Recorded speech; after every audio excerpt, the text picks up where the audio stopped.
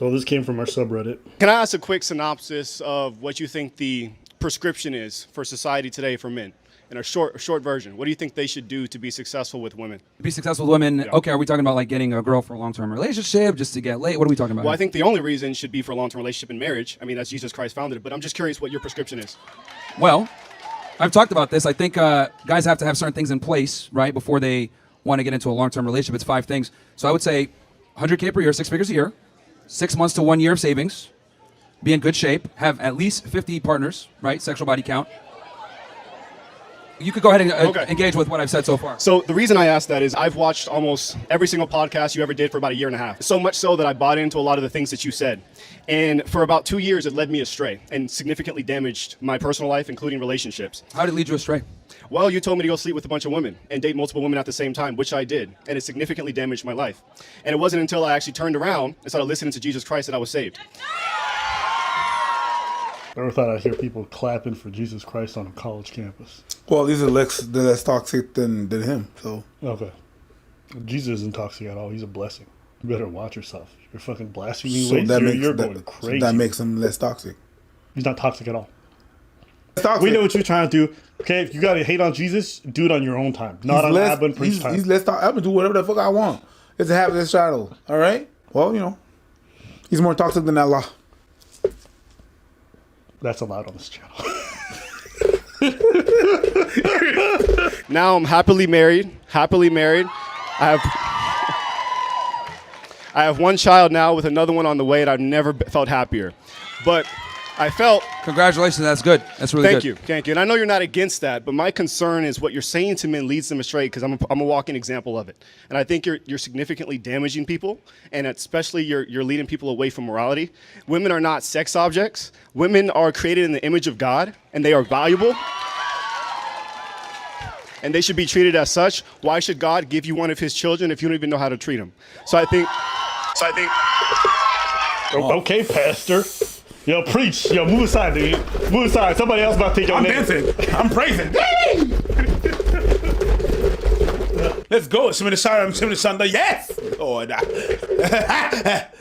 He went in. For you said you got out there dating and meeting women and stuff like Yep. that, and then you said that it kind of hurt you. Yeah. How did it hurt you specifically? Well, I started warring against my own flesh. It's like trying to fill an empty void. There's a God-shaped vacuum in the heart of every man that can only be filled by God alone. Anything else you try to fill with that's not going to satisfy it. And I tried to do it with sex. Would it be fair? How'd you meet your wife? We actually had the #1 dating podcast in North and South Carolina called Who Hurt You Podcast. Okay. And I'm also friends with Fresh. I know him very well. I texted him before I came here. Yeah. And I know pretty much everyone on your crew. But I was a heavy follower, and you actually inspired me to start the podcast, and I realized what I was doing was wrong. Yeah, so would it be fair to say that when you went through that experience, you were able to identify characteristics that you probably found as unredeemable and you probably wouldn't want to commit to, right? In what way? Well, when you were seeing these women, right, you probably started seeing patterns in how they behave, how they speak, or whatever. Maybe they're not qualified to be a wife. Because the thing is, right? Well, I don't need that. I have the Bible for that. It tells me what to look for. Yeah, but the thing is that you were able, and again, you're probably not going to notice it, but when you dated and dealt with all these women, you probably were able to identify characteristics that you were not fond of, or characteristics that would make a woman not a good candidate for a long-term relationship. And I think half the game is figuring out which girls don't qualify for marriage versus which ones that do. And clearly you learned a skill set on how to become attractive and get women, and then you're able to identify the things that you like versus the things that you don't like, and that only comes a lot of times with experience. Now look, if a guy can go ahead and find a woman as a virgin and be attractive and be able to understand how to navigate that, that's great in modern times, but the reality is a lot of guys don't. And I mean, even in your success story, you had to go through a lot of bad women to be able to identify your current wife as the one. So failures are good. Okay, so I guess he's attributing the success this man has in his life right now to going through some of the stuff Myron told him to go through. That's what he's saying. Okay, interesting. So that means like I could just tell someone to do some kind of stupid fucking struggle that has nothing to do with them getting married. If they go through it and get married afterwards, I can take credit and be like, because you followed what I did. You told me to steal from that bank. And Right. I went and end up in jail. And then when And in on jail, parole, you met your wife. And then I was able to redeem myself and everything. You're welcome. That's $5,000 to get on my yacht. Yes. You're welcome. Boys being boys. You want to find a woman who's marriageable and all this other stuff, but you got to sleep with 50 women. 50 people. If every man out here slept with 50 women, nobody would be able to marry one because you would say they're all horse. And it's your fault. Just do the math. We're half and half on this. In the Every world, we're man half. sleeps with 50 women, you would turn every single one of them into the kind of women you complain about. 100%. And there will be really a pandemic of that. I don't Right. even subscribe to it, but it doesn't make sense how this can be a movement for men but literally the average man will never be represented. Or the other one I like too is like, this is a movement for men. Fantastic. You have to get to 6 figures or else you shouldn't get married. Most people are never going to touch 6 figures. That's like 10% of people, and by the time they hit that, they already in their 40s for a lot of them. For a single man, you're basically saying none of y'all should ever get married because most of y'all will never reach this point. What you were causing me to do was sin against myself, and that's the point I'm trying to get to. It's immoral. Yeah, I and mean, it's you got to wrong. take personal responsibility, bro. Because here's the reality. No, I do, 100%. Yeah, so very publicly, I have in front of over why- 40,000 people. I've yeah, done that. Yeah, great. But the point I'm trying to make is I teach guys a skill set, right? If I give you a gun and you shoot yourself in the foot, is that my fault? That's not No, what you that's did. not what you you didn't. did. You didn't give people a gun. You told them how to use it and where to use it and who to use it on. That's very, very different. Here's the Listen other to you. thing, I'm too, trying that to you let gotta know understand. What happens when you speak to people and tell them to do these things. Here's the other thing, too. Like, now you're operating with 20/20 hindsight. You went through it. You experienced Correct. it. You That's know. true. A lot of guys need to get their hand burned sometimes to figure out how things work. And that's how you end up with kids out of wedlock. That's how you end up with STDs. That's how you end up with crazy people stalking you or causing drama. That's how you end up hurting a lot of things. People say it's 20/20 hindsight, but there's also survivorship bias. What about all the dudes who now really can't get their finances in order because they're related with either women they got pregnant or other issues that they got from this stuff? So this is there's two things, right? I just described the short term. It doesn't also speak to the long-term implications of it. Yeah, one thing that they talk about sometimes in the red pill is the pair bonding stuff. Like the more people you sleep with, the harder it is for you to commit, right? And it's always interesting because you hear that, but it's like, what's really behind that? And what's really behind that isn't actually the behavior itself, but what leads to the behavior.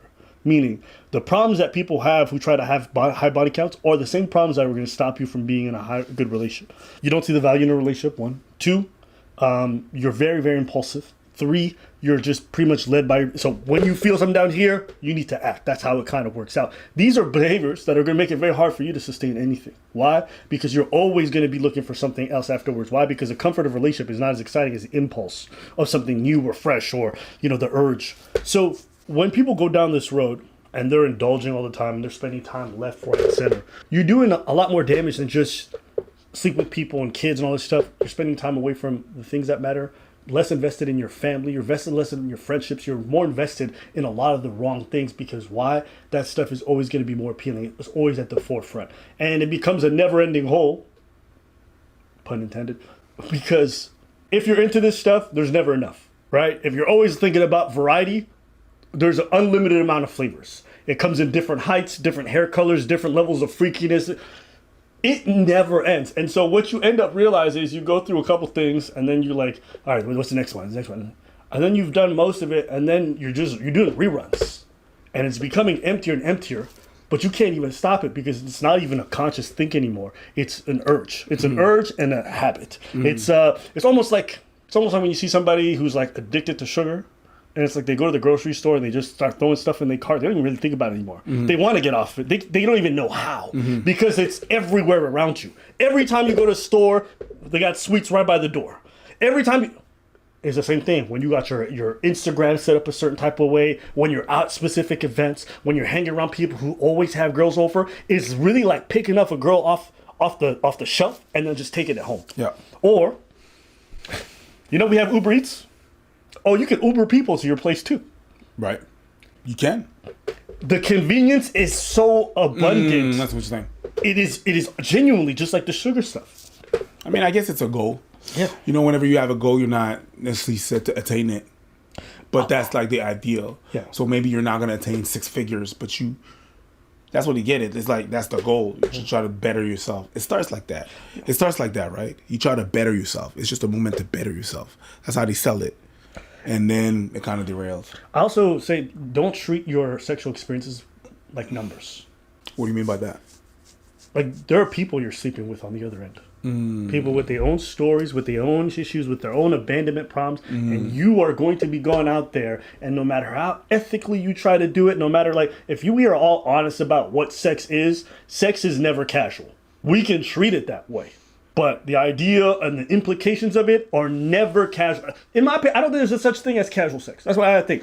And I'll say that too because every man I've ever known who tried to do the whole friends with benefits, it ended horribly. every single time. Someone catches feeling, someone's hurt by it, someone's it's every time.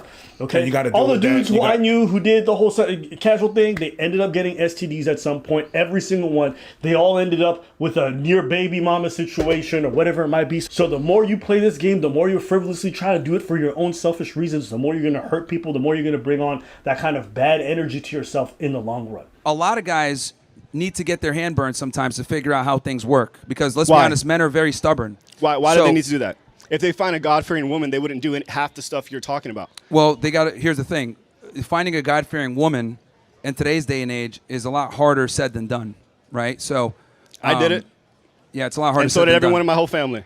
So it's not that hard. Yeah, that's anecdotal from your perspective, but again, you learned the skill set. You were able to find a wife, and I'm happy about that. But you got to take a little bit of accountability here and understand that you basically got a loaded gun and shot yourself in the foot. And you're trying Correct. to blame me for it. No, I'm not blaming you. Like I said, I take accountability. Yeah. There's a big difference there. Okay. But look, nothing against you. Like I said, I've hung out with Fresh 8 or 9 times recently. I love them, and I think your heart is in the right place. But I just wanted to give you from someone that actually listened to what you were saying to do, read your book, and it didn't work. That's all I was trying to do for you. Well, actually, it did. You didn't notice it yet. So all you guys out there who got married and didn't have 50 bodies, supposedly it's magic. It's a lost case, man. Was a lost case. That. Yeah. But even if it is a lost case, it doesn't really matter because it's not about convincing that person. Whether they're an idiot or not is irrelevant. What matters is what kind of influence do they exert and how much do people repeat this Sure. stuff. They are influential. They do wield some, like I said, if you can get 100 dudes to fly all over the world, pay $5,000 to be on a boat with other dudes and they're straight, that's impressive. Right? You can make them dance in one of the gayest circles I've ever seen in my life. Dude was leading with fate. I mean, good on him. Grand bien lui en face. But I understand where he's from. I understand what he's doing and what he's trying to do. But there's nothing you could do into talking to that dude. There's nothing you can do into even conversating to that dude. Because that person is not even playing the same game as you. He's being disingenuous. He's not even acknowledging what he's done, and he's never wrong. So talking to him is like talking to a brick wall. It's just the brick wall doesn't say stupid shit back. I'm glad that he realized that he was not leading a great life, and he was able to turn around. It's not the greatest. It's not the easiest task to do. You know what I mean? It's not the easiest task to do, and it's great that he did that. Congrats to him. I don't really care about the argument whether they agree or not. I think what's important is recognizing that this is a reflection of how a lot of young people are looking for answers, and when they get online, there's a lot of different schools, right? There's the school of this like goofy red pill stuff. There's the school of Jesus Christ. There's a school of figure it out yourself and kind of walk through it. There's a lot of different avenues, but the truth is people are looking for answers. And when they're looking for answers, they might get swept up in this. And when they get swept up in it, it's important that we just put real disclaimers. The same way when you go to the store and it says, hey, you may have toxic chemicals in this, eat at your own discretion. There's a lot of false advertising with how this is presented, right? The actual negative downsides of it aren't presented. Jokes aside, I think the financial gatekeeping for this stuff is also interesting to me because, I don't know, your experience is that you guys met when you guys were really young and then you went through your financial struggles together and made it work, right? Sure. Am I misspeaking? Sure.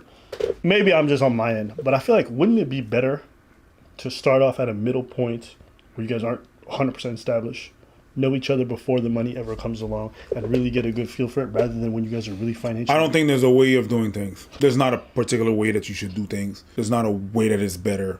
To each their own and everything. Like, that's what I have with this thing there, this movement, is that whatever works for me doesn't necessarily work for them. And I'm not going to consider myself an example of whatever. I'm just me doing me. People tell me, yo, what's your advice? I don't know. It doesn't mean it's going to work for you. It doesn't mean anything. And, what's better? That you do this. You don't know. Life happens. People deal with different things that happen in life different ways, and different things happen in their life as well. So, but the point I'm making is that these people often worry about gold diggers or women who are after them for their money. Okay. But they only want to meet them after they get all their money. Do you know what I'm saying? Yeah, I know what you're saying. Like, it seems counterintuitive to me. It's like, if that's what your real concern is, why don't you meet somebody who really loves you for you, if that's what you're really concerned about? I'm not saying you can't be loved for that even after. The thing that happened is that they still want it. They still want the fast thing, right? They want it now. Yeah. You know what I mean? Like J.G. Wentworth. They want the pussy and they want it now. You know what I mean? So, the thing that happened is that it takes time to build a relationship. It says it, building, right? But the girl that's gonna be a gold digger whenever you're gonna lead for money is gonna give you what you want, the pum pum right away, and you're gonna be able to go through multiple of that because you're leading with money and everything and stuff. So yeah, they have the ideal, but they want it right now. Gotcha. So it's easier to go with the fast food thing so that's where they get stuck. But yeah. And I don't know a single man who's done the whole player thing long term and then came out of it and then went on to tell me that they had, I'm good. I got a stable relationship now and we've been going on 25 years and there's no, like, you are damaging yourself. And you are damaging the people you meet. And then afterwards, you want to say it's society's fault because people are fucked up. I'm going to go and fuck up people. That's essentially what's happening. Over and over again. And I know this because I grew up with the red pill before it was the red pill. I grew up with the pickup artists. The pickup artists. Pickup artists world. Everything you're seeing from the red pill today, all this corny shit that you're seeing, this shit existed way back then. When I would watch Keys to the VIP, when I would watch a lot of these guys on their forums talk about this stuff, go look up the same people who started these movements way back when. If they're not dead, a lot of them still live with their parents. A lot of them are still trying to live the same lifestyle, but they look disgusting at 50, trying to run through nightclubs. It's like, damn. So this is the end outcome of the truth? Is I'm in the club at 50 looking goofy? Or I have nobody with me and my kids are living somewhere else? I'll pass. So just be mindful that if you don't learn from history, you're doomed to repeat it. And look at every guy who talks like this. And look at where they are in their 40s and 50s. And it's just like, you want to be Donovan Sharp? You want to be Rollo Tomasi? Yelling at random people online at the age of 50 when you should be with your grandkids? You look goofy as hell. So that's just the thing. It's cosplay. Oh, yeah. It's cosplay. That's just something I was thinking. Anything else? No. All right, let us know what y'all think in the comments.